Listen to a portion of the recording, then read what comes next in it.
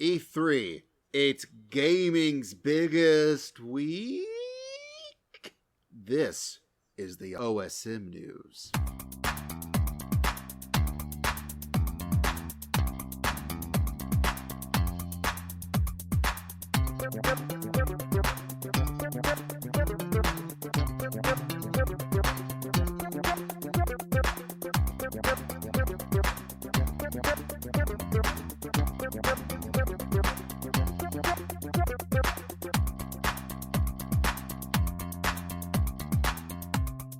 Hello, and welcome to OSM News. All the news that is fit to podcast. I'm Basil. I'm Kevin. I'm Dylan. I'm John. Fuck yeah! God, Dylan, you have such a better NPR voice than I do. My God, like you pulled, like I felt like, God, I just sound sleepy. Whereas Dylan, like, dang man, you could be on NPR. Damn. Really, I can't wait to hear this episode to find out what I actually sound like. Oh, Are we doing ASMR now? Is this an ASMR podcast? Oh, so this is a very hastily put together awesome cast. It's an awesome news, as we are calling these right now. And we're going to talk about E3, the Electronic Entertainment Expo for 2021, that just essentially wrapped up. I mean, I think there's still random things happening here and there, but it's an essentially all digital affair. Like we can't really play anything. It's just the news conferences. So essentially, E3 for everybody has been like E3's been for me forever. You giant turd.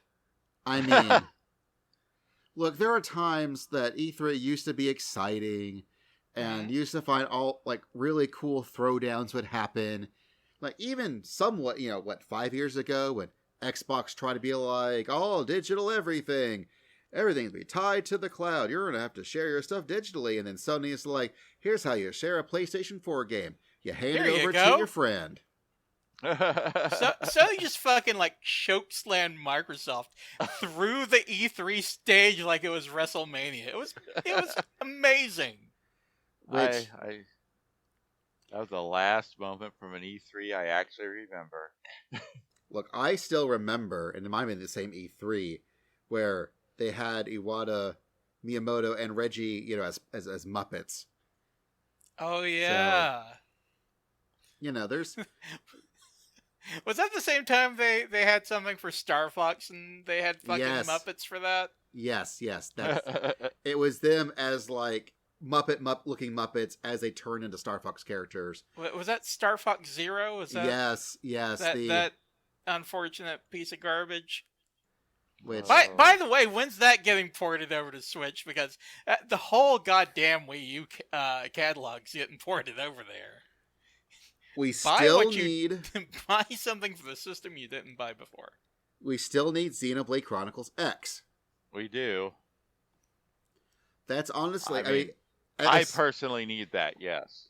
Well, I do too, because I want to play it, but on my Switch and not on my Wii U, wherever that is, ignoring that I own the special edition for Xenoblade Chronicles X that I never played. So do I, although I played mine. Does X have like a new voiceover where they're not all Australian? I can't comment on that because I didn't listen to the dub, or English dub, rather. I was playing it in Japanese, and mixed feelings about lack of boob sliders. Look, in every awesome cast, there are two wolves. One that watches things with the Japanese dub track, and one that watches everything with the English dub track. That's right. Kevin and I are those wolves. Yeah. Although we have an actual wolf on the podcast. But a different type. Yeah.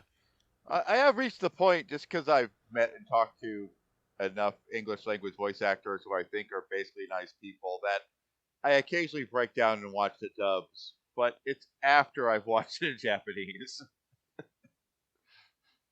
Look, for example, when I discovered that the Japanese voice actor who plays, I guess his name is Jack now, who is the original Warrior of Light for Final Fantasy I, who just wants to kill Chaos because he touched his wife or something, is at least voiced by the Japanese voice actor for Seto Kaiba.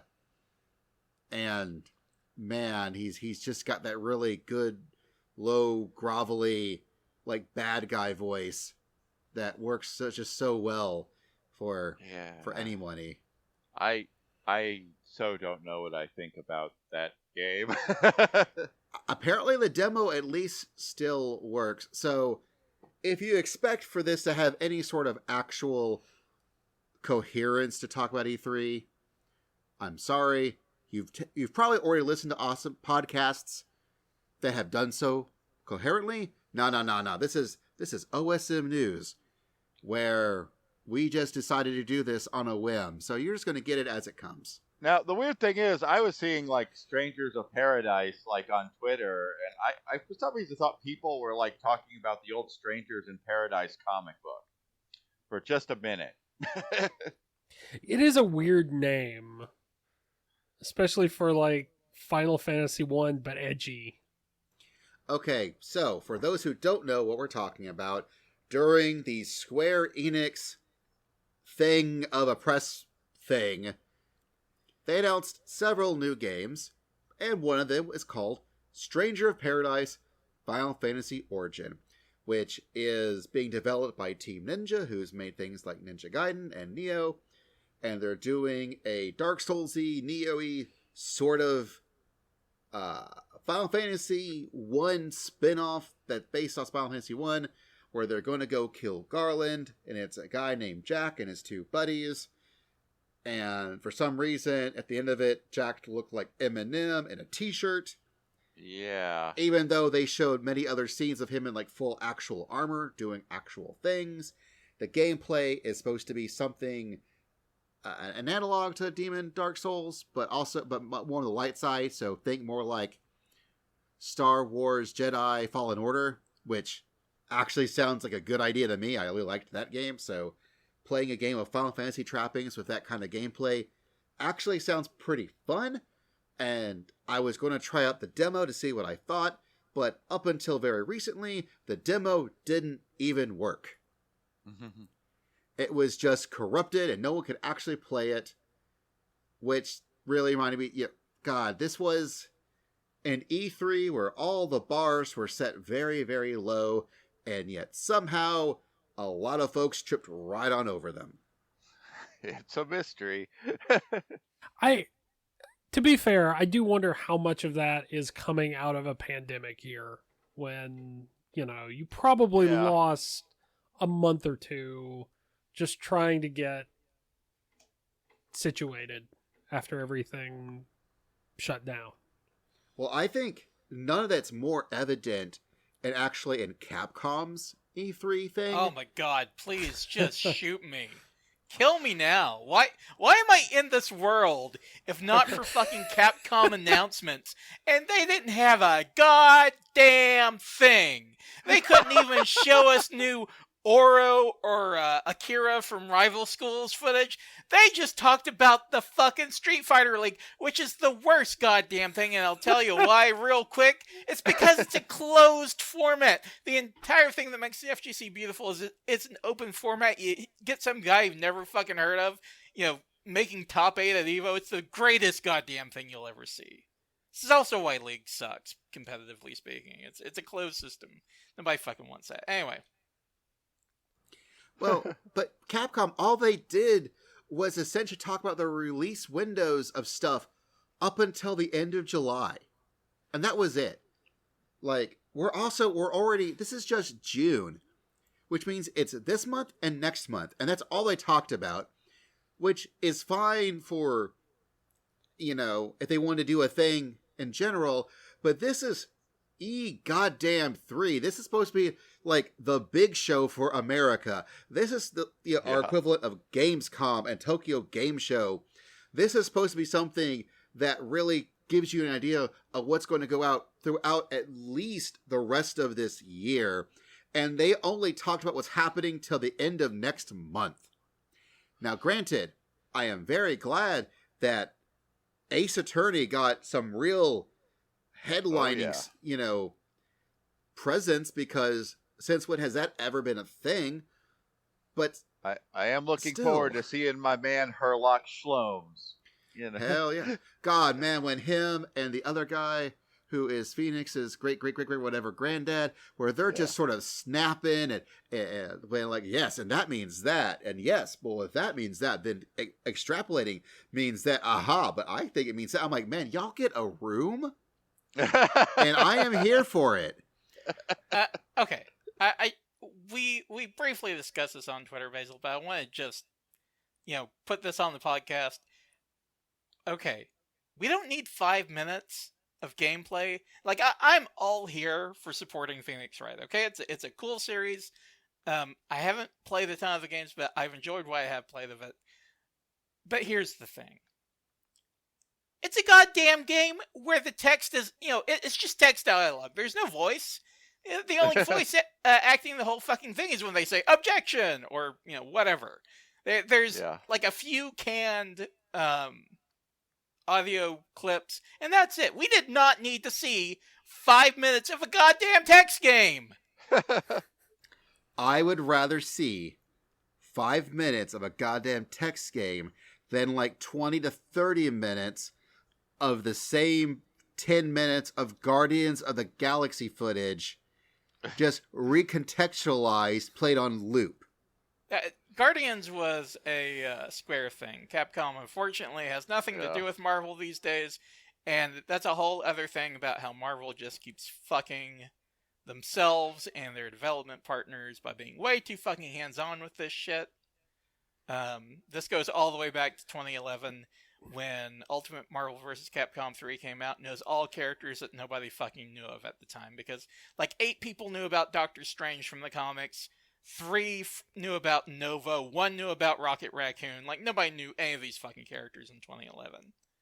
And they just, they fucked Marvel vs. Capcom Infinite, because they're like, nope, can't do X-Men, can't do Fantastic Four, they're not in the MCU, sorry. MCU characters only. Oh, and by the way, we need you to get this thing out in 18 months. So go ahead and get cracking. Completely fucked that game before it ever came out. So yeah, fuck Marvel. I love Marvel, but fuck you guys. You need to fucking back off, let the experts do their thing. And Guardians is probably going to be garbage, because it basically looks like a recontextualized Marvel's Avengers game. Which is garbage. Yep. See, go ahead, Dylan. I didn't really follow much of. I haven't really followed much of the Avengers game, but it seems like they're hyping it up almost as like a platform. Yeah. And I think that's where Marvel, like you're saying, John, is kind of screwing things up, because it's like just bring it down a couple notches and just treat it like a normal game, and it'll probably be fine, but you're not going to get it to turn into a platform that you can keep releasing content on. Well, in Guardians' defense, that's what Guardians is. It's just a video game. Yeah. It's not a platform. It's the one game.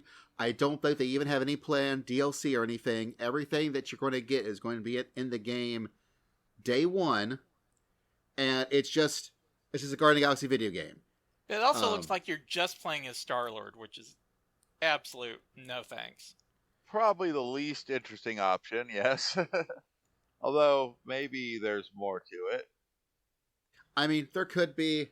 I mean, granted, while I was annoyed that they mostly just showed the same 10 minutes of banter 3 different times, I will say that while the banter never stopped, it was at least appropriately Guardians-y banter.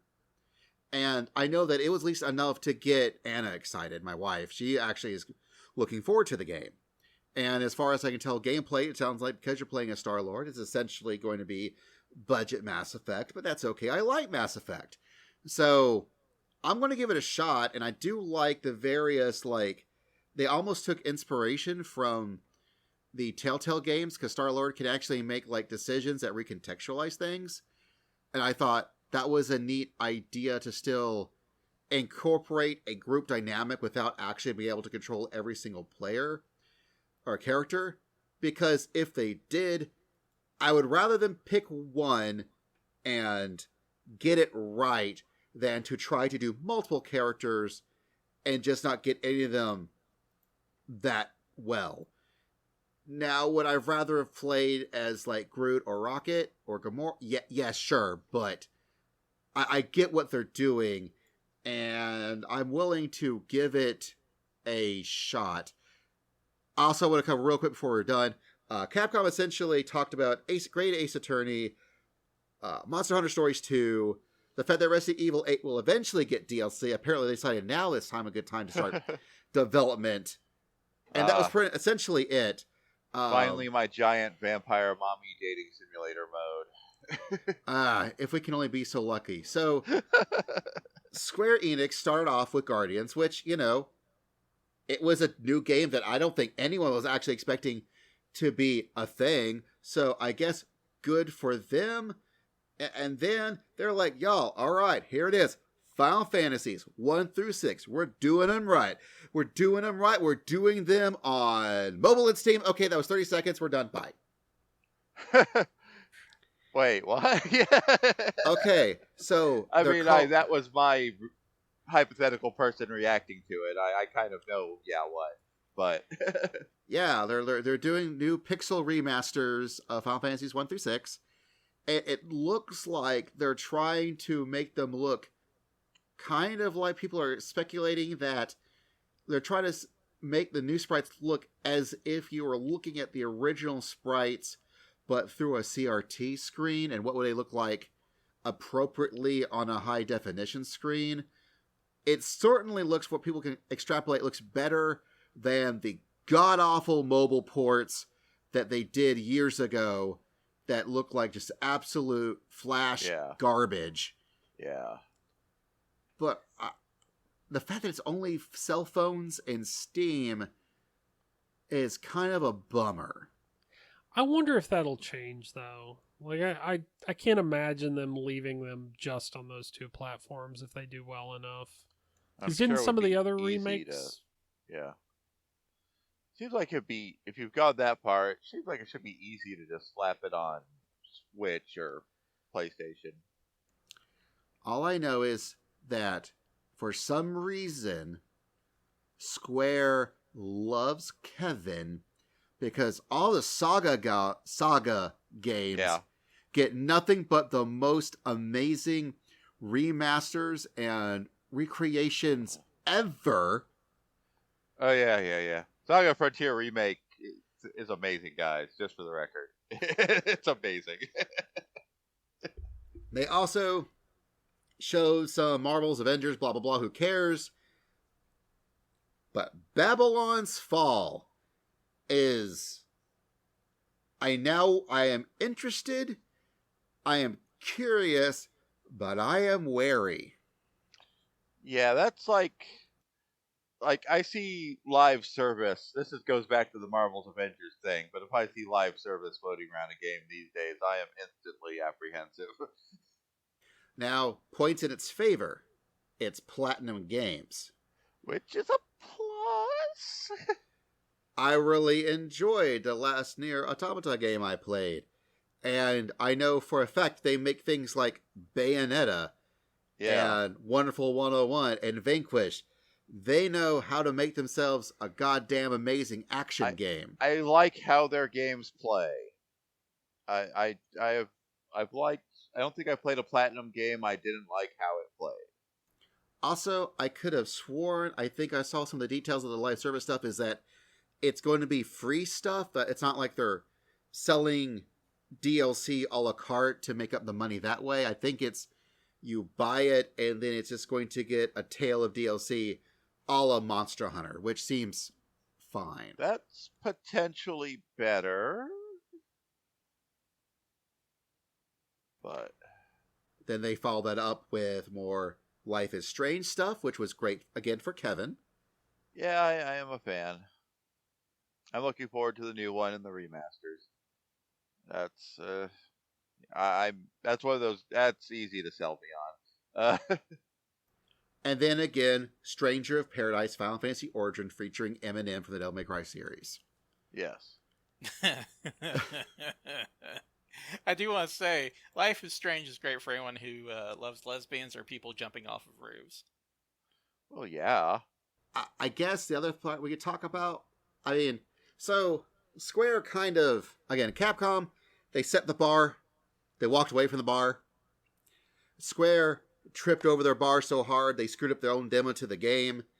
Microsoft certainly showed up, and while I don't think anything particularly amazed me or surprised me, nothing they showed was particularly bad. I mean, it was a good case of, hey, do you have an Xbox? Have you been planning to get an Xbox?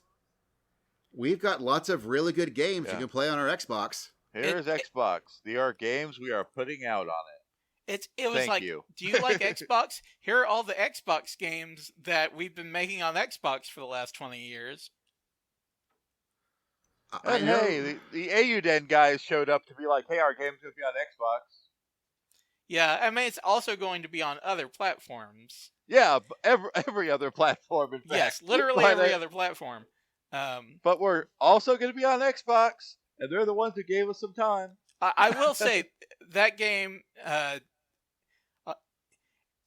I wasn't aware of like the Kickstarter or anything about that game. I just saw the trailer during the Microsoft conference. I'm like, oh shit, this looks like Suikoden. And I was like, oh well, that no fucking because it is the Suikoden guys. Yeah, I have that kickstarted. I kickstarted that. I am thoroughly excited for that. I just want more Suikoden, and this is probably the closest I'm gonna get. Although I like that they stopped at 100. They weren't going to go full 108. They're like, 100's good. 100's good. 100's good. Nice round number. Solid 100.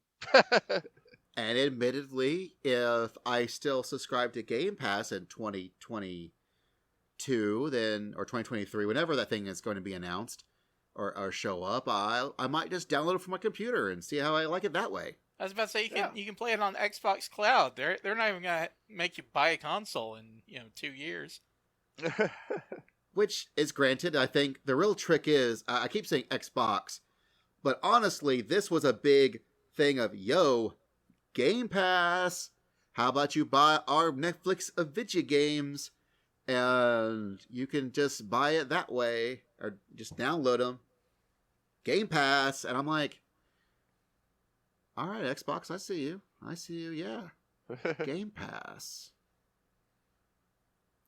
Does that work with stuff you can play on PC also? Or? In many cases, yes. Not everything, but the vast majority at this point does, yeah.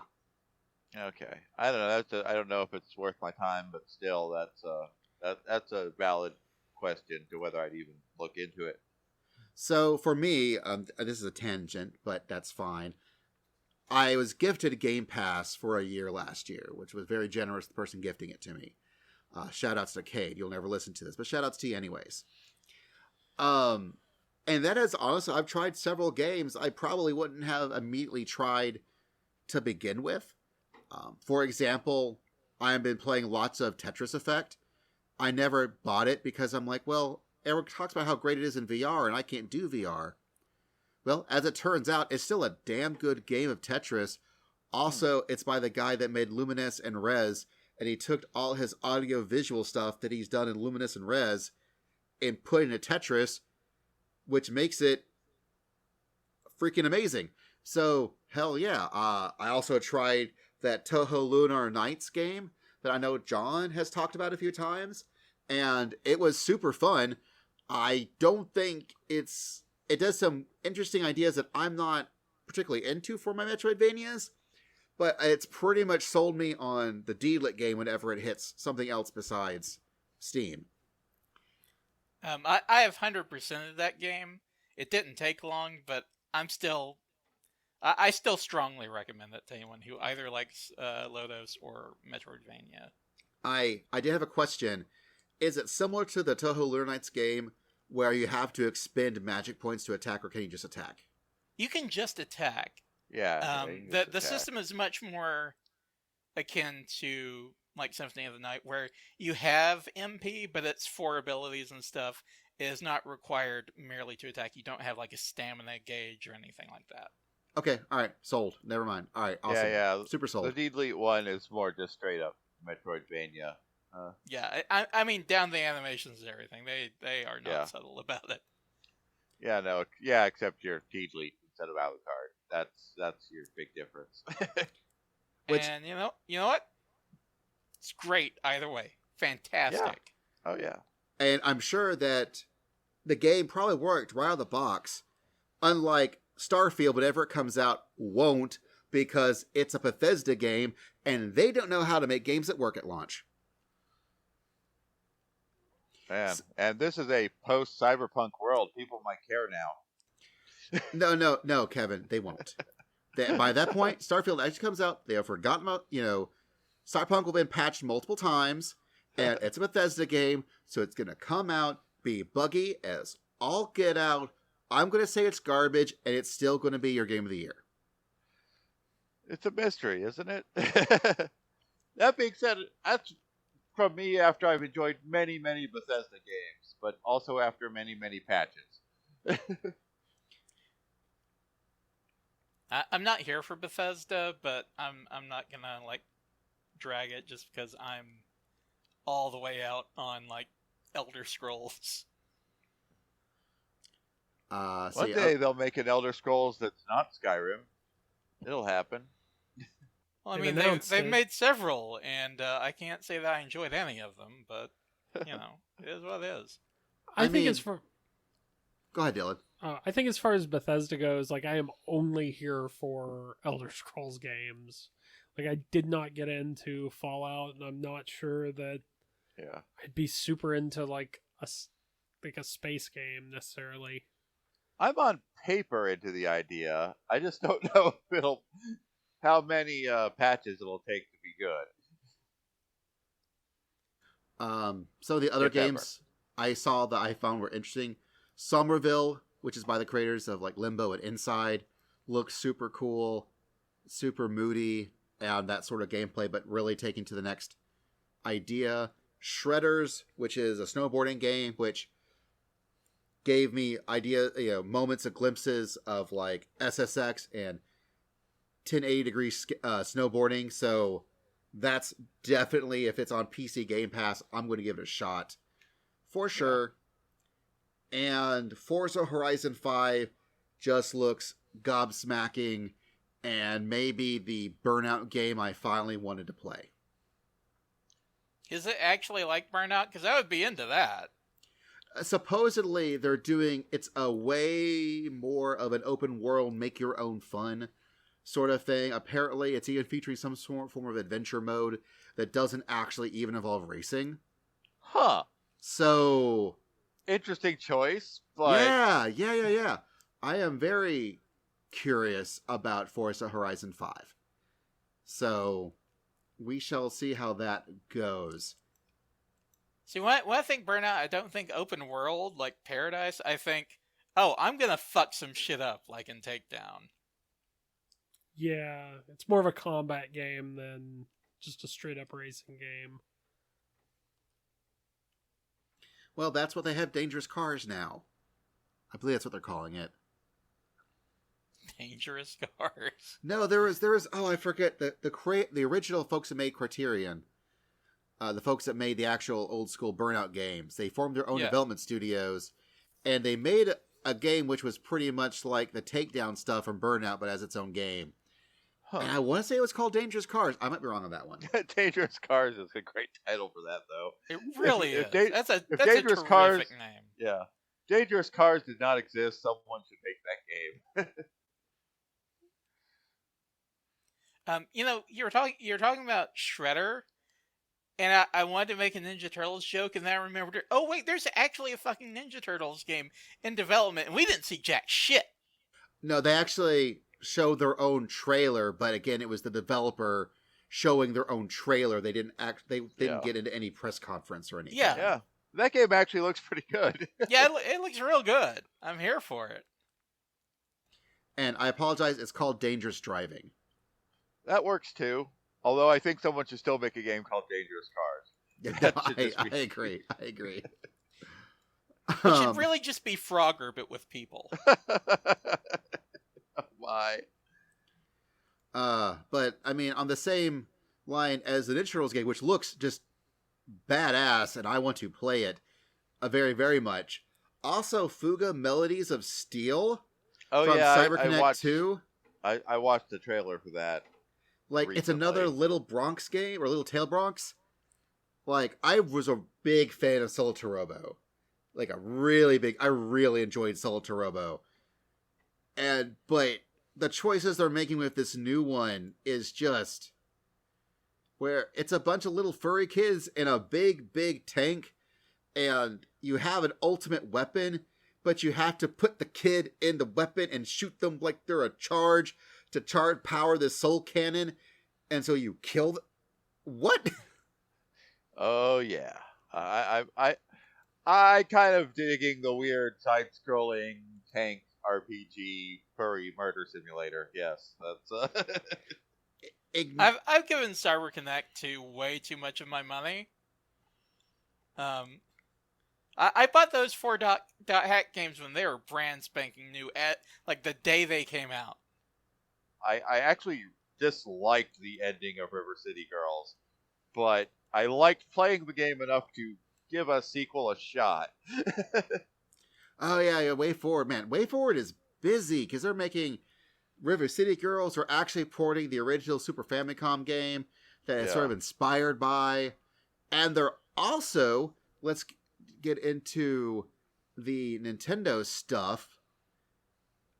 They're the ones porting the Advance Wars remake. Oh yeah, that is also a thing I'm likely to get. Awesome. I am realizing I've not taken much of a look at any video games that have come out in like over a month, I think. Well, there's like 8, interesting ones coming out or have come out in the last couple of weeks.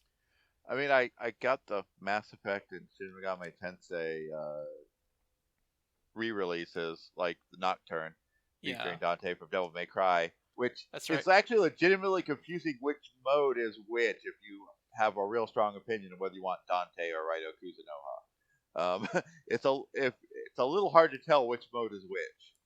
But I've only just started playing Shin Megami Tensei Nocturne, like, today. But Disgaea 6 is coming out. Scarlet Nexus, depending on your feelings about that, is coming out. I'm not sure what my feelings on that are, but it's a game I will check out, but it's probably not going to be at full price. It's probably going to be like hey, it's $20. Although I think there's supposed to be a demo. I know there's a demo on Xbox, and I think PlayStation was getting it. There's a demo later. What was that? It's not Bloodborne. That's the word that popped into my head. What is the PlayStation vampire anime Souls-like thing? It's like post-apocalyptic vampires with gas masks. Code Vein. Code Vein. It's like, it's not Bloodborne, but for some reason that's the only name I could think of. I liked the hell out of Code Vein. I sort of got, is it something like that? It's kind of the vibe I was getting, which I sort of liked it, even though I sort of like Code Vein, even though I'm not really a Souls-like person. But well, my friend and streaming partner Mike very much is a Souls person. And we ended up playing co-op on that quite a bit.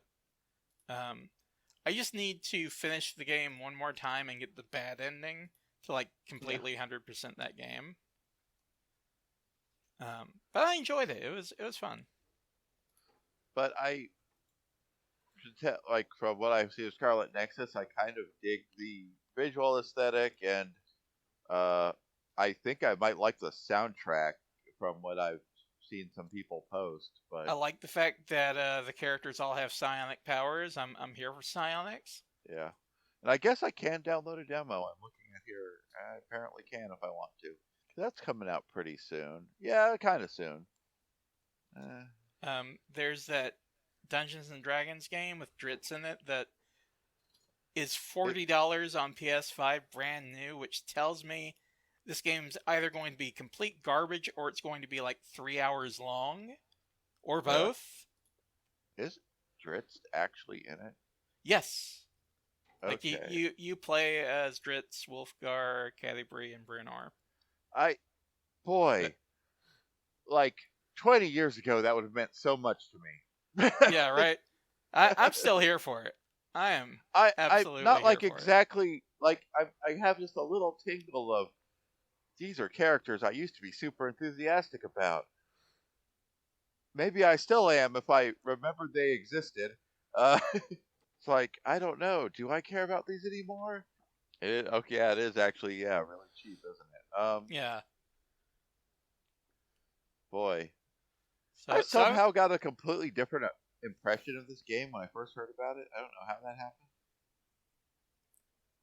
like, I have some real reservations about it, but again, I'll probably just wait until it's like $10, and that probably You won't take know, very long. that may be the best option. I think it's part of me that it has a gut core negative reaction to let's make a video game based on an RPG, a tabletop RPG, but not make it an RPG. Right. I feel like, BioWare did a pretty good job in games like KOTOR of just like turning the D20 system into a video game. Yeah. And it's like, I keep seeing people screwing this up. I'm like, you know what? Turning D&D into like a RPG or even like a semi-action RPG, really, like, it seems like it shouldn't be as hard as it apparently is. Yeah. There is a game that, as far as I know, it's only PC. It's Solasta, Crown of the Magister. I enjoyed a lot. It is technically, although the game's not 100% done with what they're going to put in it, does have a complete story, and it's 5th edition D&D. It's not visually impressive as Baldur's Gate 3, but it's way more finished, and it actually, in every other respect, plays a lot better. Like, the being a actual lot more game finished mechanics is play a lot better. Like, it's getting a little into the actual mechanics of the game, but like one of my issues with Baldur's Gate 3 is reactions don't work right, in my opinion. And it's Solasta just stops and goes, "You could do a reaction right now. Do you want to?" Yeah, it's like, yeah, that's actually how it basically works. Good job, Solasta. That's minimum effort. Sure, it's only got 3 voices per gender, and voice 3 for women is the male voice 3, but What? So they reuse one of the voices? oh, yeah. Okay. That being said, Solasta is ridiculously more complete of a game. And I mean, it's not as visually as impressive. And like, there are some issues. Like, I'm not even sure if it's technically an issue. Like, it might be intentional that the voice 3 is the same for both genders. It might actually be intentional because they do give you like he, she, they pronoun options for whatever gender you're building with. That makes sense. So I like had a half elf rogue who was very ambiguous who their gender was. But also Solasta lets you build a whole party, not just a character, and then you have to play with the other Baldur's Gate characters, making really only ranger or druid a valuable option, or you're doubling up on something that already exists. Or that's just maybe a personal hang-up, but it's like, okay, you have all these pre-built characters going to be meeting. What classes are they? Because I don't want to make one of those. Because, why would I double up on classes? That said, I've played both games, but I like Solasta because it's an actual turn-based RPG that mostly follows the 5th edition D&D rules. It's like, you set out to be one thing, and you are that thing. Good for you, game. But, on the opposite end, Baldur's Gate 3 looks really good. And it plays okay. And it is still in super early access. Yeah. And if I go playing about Solasta, it's actually both of them are missing the classes I want to play. Like, neither has, like, Barbarian or Monk. Or Sorcerer or Bard. It's like, yeah, you got your vanilla, fighter, rogue, cleric, wizard. It's I always find that to be terribly boring. yeah, ranger, paladin. For a little fighty variation, because you're gonna have to have a cleric, a rogue, and a wizard. So we're gonna give you like 3 fighter options, just so you feel like you're not missing something. And then Baldur's Gate. Baldur's Gate 3 at least has warlock, even if the game's gonna give you a warlock, so you may not want to make one on your own. And druid. And they're even starting to get wild shape to work right. So you can turn into animals and maul people, which is all I want to do as a druid. So, of course, I got more enthused about 5th edition D&D because I've been watching a ton of Critical Role. I feel like I know how the game is actually played now without ever cracking the source book. What was the last edition of D&D you played? 3rd, actually. I completely skipped 4. I feel like, I mean, I feel like 5th edition isn't too different. Well, at least from what I like watching people play it on the Critical Roles and playing the 2 video games that are based on the rules, I'm like, I feel like I follow what's going on. And this either feels very self-evident or is similar enough to what I've already played before that it feels like it makes sense. Yeah, I feel like it's very slimmed down, so you don't have the way I managed to sell someone on converting a game from 3rd to 5th edition a few years ago was instead of having to look up on a table of what our bonuses are, you just give advantage or disadvantage. I actually kind of really like advantage and disadvantage. I've actually seen that pop up in a few other games that I assume are taking a page from D&D's book, or maybe someone else started using it first. I don't know, honestly, but I'm like, I like advantage and disadvantage as a system. Now, my question is, with Critical Role being such a thing as other things, do we ever see a 6th ed, or is 5th ed going to be it? I feel like just in the quest for more money, we'll eventually see a 6th edition. Yeah, I was about to say, I can almost guarantee it because money. Yeah, and I don't really blame them just because, right, to create a brand like that, you have to keep putting out books. And so it's just a matter of how can you keep putting out books that are actually useful?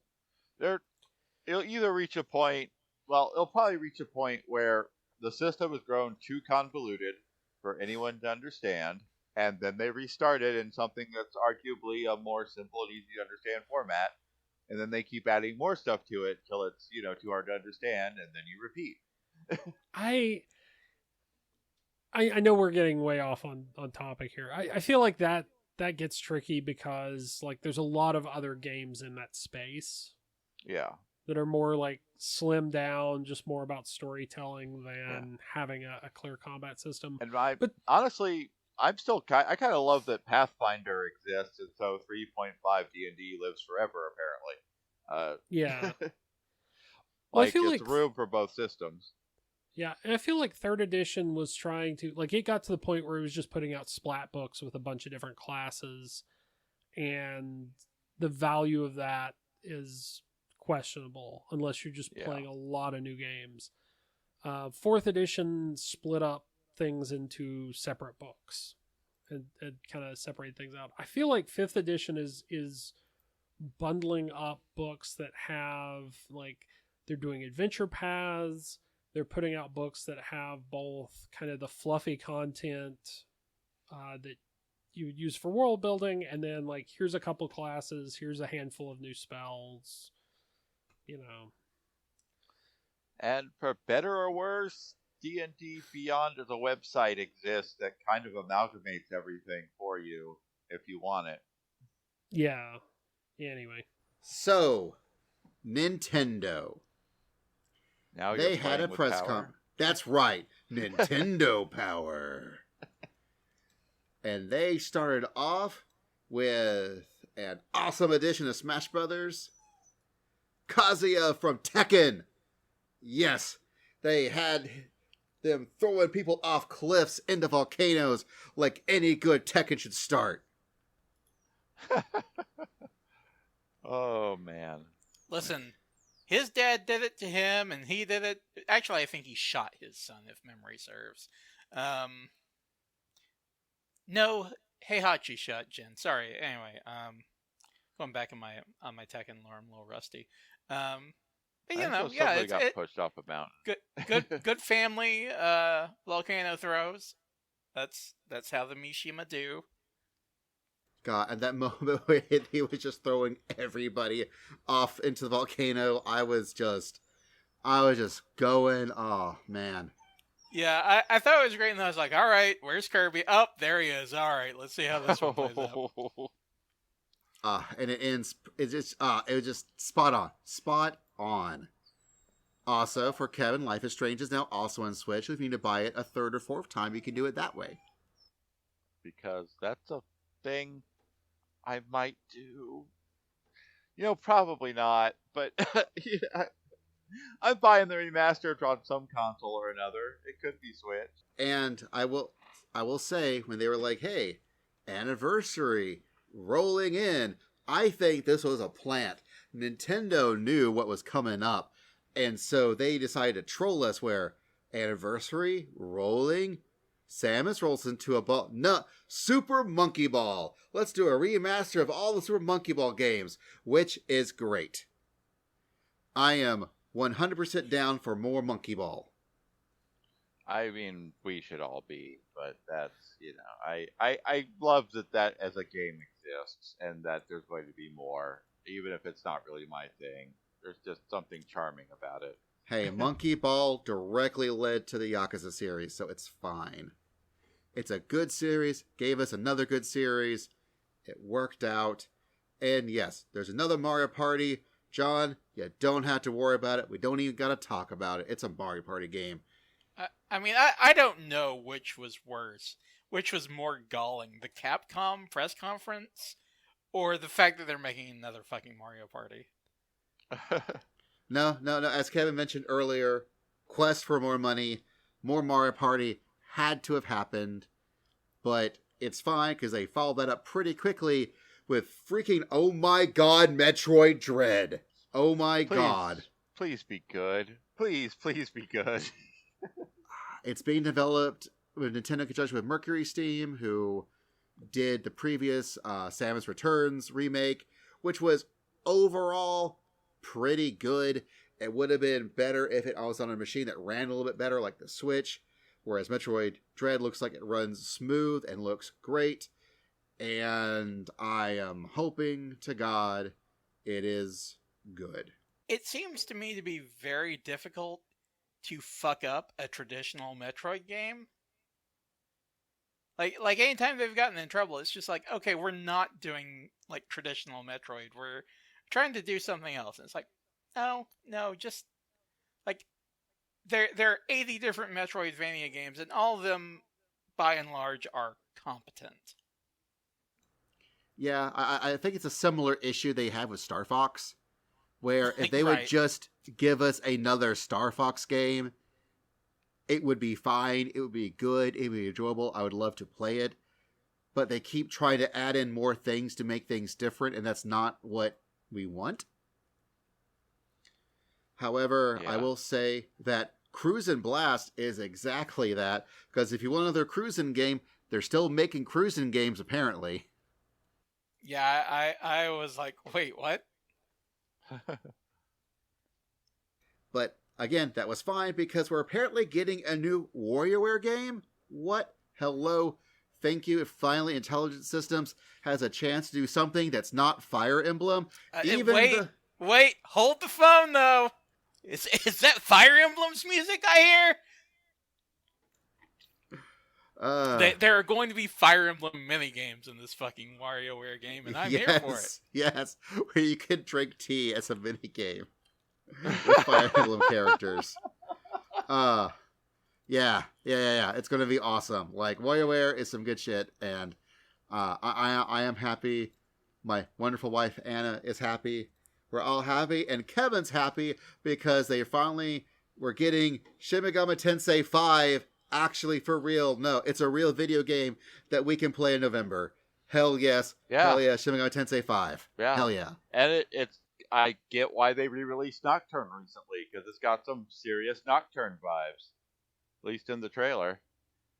As well as, although the world exploration is a lot like the 3DS games, which is also cool.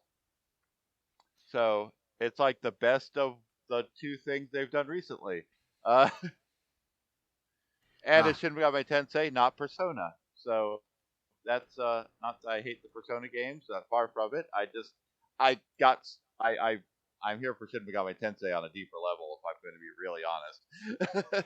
Yeah. I mean, I would say it's taking them way longer for Shin Megami Tensei, the main series, to get to 5 than it took for Persona to get to 5. Yeah. Even though I feel that you could theoretically say Strange Journey was a full-on Shin Megami Tensei game that probably shouldn't have gotten it should have had a numeral on it, so really this should be 6, but Yeah. And I am digging the weird androgynous tokusatsu hero vibe the protagonist has. With this those eyelashes, yeah, it's I love the art and all the Mega 10 games. Like I've got art books of the monster art, like multiple volumes. I dig, which also has the character art, but still, like I am here for the art of the franchise. That is, they look amazing. And then in a trilogy of games that I am not super interested in myself, but I know other people are, so I'm happy for them. We're getting Danganronpa Decadence, which is the 3 games in a compilation for Switch. Back from the Wii U vaults, we were actually getting Fatal Frame Maiden of Black Water in America. In America. I never got into the Fatal Frame games, but I'm thrilled that they'll be available. I know friend of the show, Tori from Third Impact, is very, very excited for it. And I'm excited I occasionally get... I think I get the vibe I might even like them. I've just never sat down and tried to play any of them. Usually because I realize they exist right as they become hard to find. And then also Advance Wars 1+2 Reboot Camp. Way Forward is essentially being like, okay, Intelligent Systems, you're busy working on Fire Emblem. You're also making the new Warrior game. Don't worry, we got this. We're going to, fancy up the graphics for Advance Wars, and we'll put it on Switch so you don't have to. And God bless them for it. A lot of folks have been wanting more Advance Wars, and I'm glad we're getting it some way, somehow. And now it comes to the point where John and I found our new fetishes, because Hyrule Warriors Age of Calamity's expansion pass is putting Zelda on a motorcycle. That's right. I'm here for it. Seriously, I think Breath of the Wild's iteration of Zelda is probably my favorite. I just think she's a much more interesting character as, this scholar type character. Yeah. Who also has to deal with the fact that she's supposed to be like, the great hope of humanity or Hyruleanity. And she's just having issues with that. And how does one deal with that? It's super. No, I really like the Breath of the Wild story and what they were doing with it. I thought it was really interesting. But as much as John is into Zelda on a motorcycle, I'm into this new Game & Watch. That's right, a little dumb doodad that I could play Zelda's 1, 2, and Link's Awakening on a little Game & Watch LCD screen that hopefully will also just be $50 that I can buy at my local retailer. That sounds right up my alley. I do have to say, like, I like the fact that it's the first, well, not the first 3 games, but, the first 2 NES games and the Game Boy games, because for me, I started with Adventure of Link and got really into those 2D games. Not sure I'm willing to drop $50 on another copy of those games when there are already so many ways to play them. But playable clock, Dylan. Playable clock. Playable clock. Come on, that got you hype. It's because it's Game & Watch. Playable clock. Playable. Okay, that's just me. Got it. All right. Okay. Yeah. All right. But so Nintendo did close out with showing off more of the Breath of the Wild sequel, which looks cool as hell. I love me some Breath of the Wild, and this is Breath of the Wild, but going up high. I guess tying in with Skyward Sword, which I guess I need to actually play one day now. Yeah.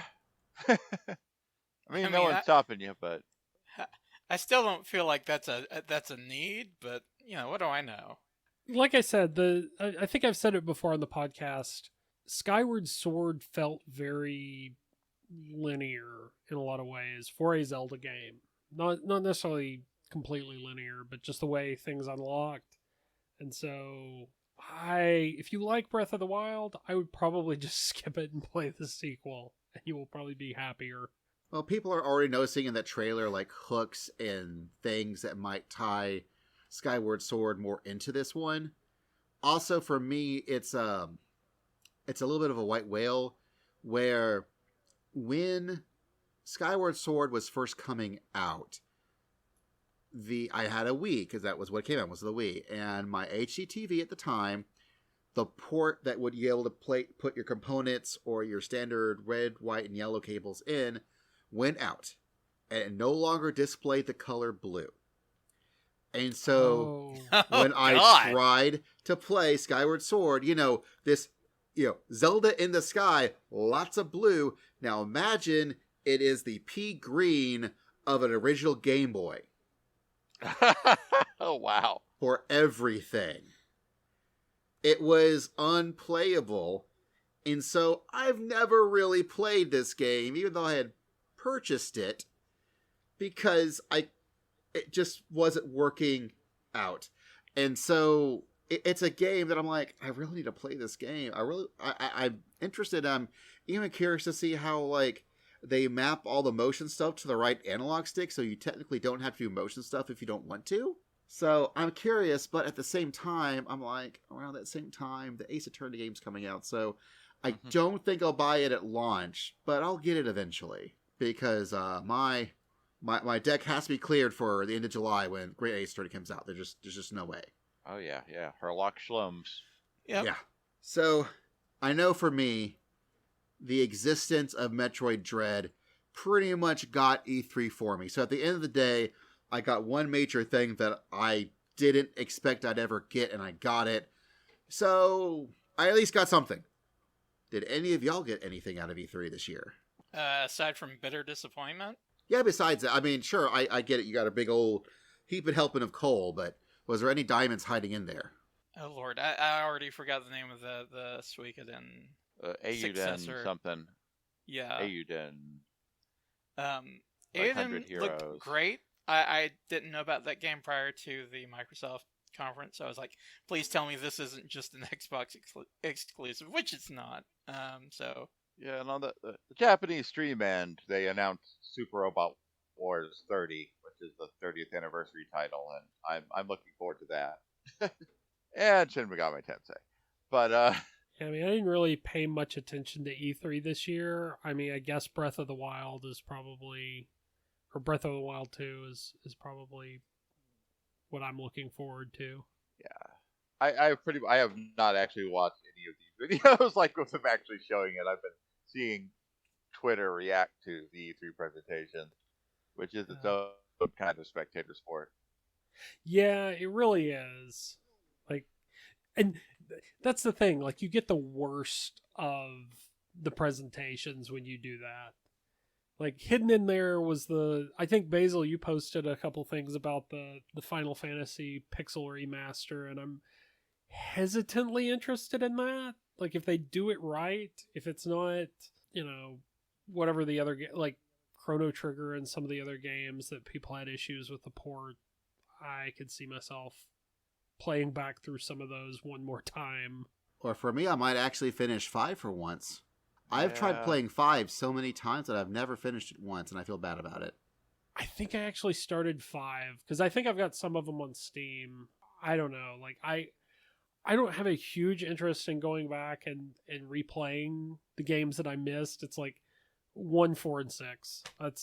I'm old. I don't need new things. Just give me nostalgia. Well, at least you're old enough to also be able to admit it. Yes. Don't make my heroes gritty emo people who want to kill chaos. I saw the Where's the new chaos? Final Fantasy 1 through 6 projects, and all I could think was, okay, yeah, that's cool, but can we just do something with Chrono Trigger? Yeah.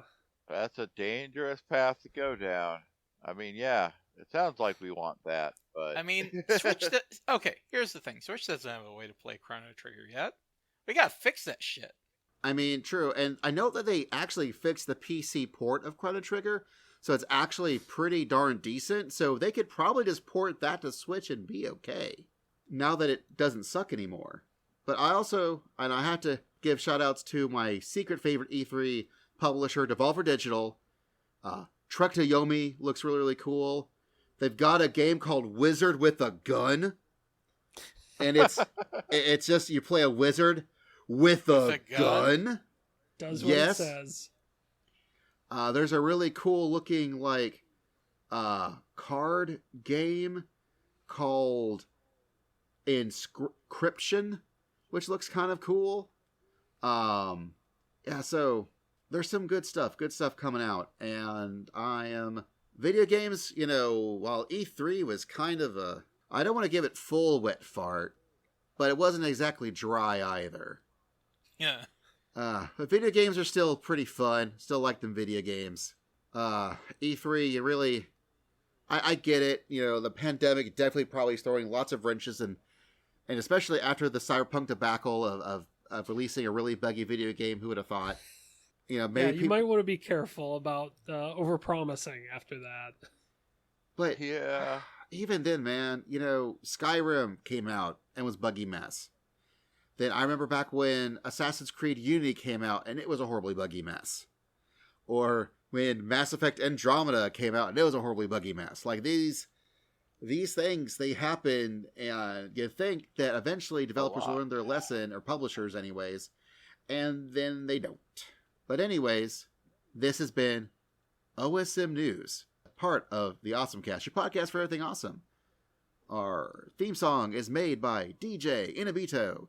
You can find him at djinabito.com or twitch.com/Inabito. It is edited ever so expertly by the greatest editor of all time, Anna, my wonderful wife, who is right beside me, killing some cool mobs in Final Fantasy XIV. You can follow her on Twitter at Angel Darkfire, but the middle A is silent. I'm on Twitter at It's Basil Time. Kevin, where are you? I'm at Twitless_Kevin. Dylan, where are you? On Twitter. On Twitter at Dylan Wolf. And John, you've got a few things. Where can people find you? Yeah, you can find me on Twitter at J5islive. J, the number 5 is live.